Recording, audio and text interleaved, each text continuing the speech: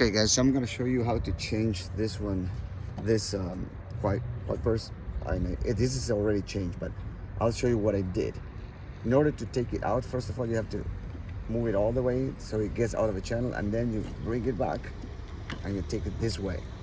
Now, this is already replaced, and if you take a look, it has like a channel where you can move it through that channel, and it has a stop here and a stop there. Having said that, you can do this and remove it from the corners.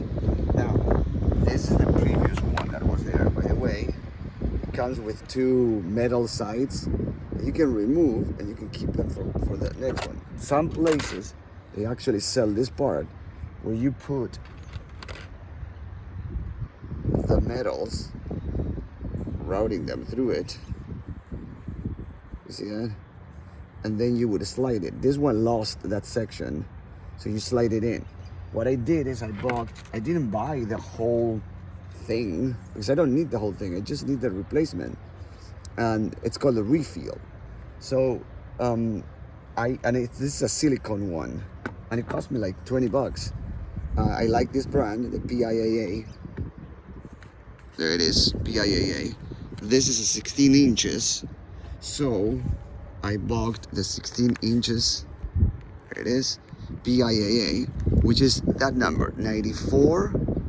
The first 4 means refills, and the 40 is 40 millimeters, which is 16 inches.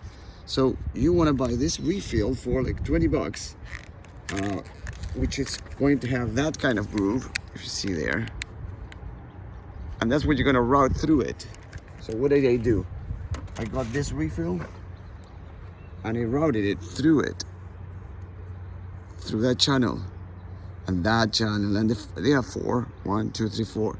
I started from this side. It has like a small groove there that it will fit. It takes some patience, but I started from here, going all this way to slide it in there, until pushing and topping here.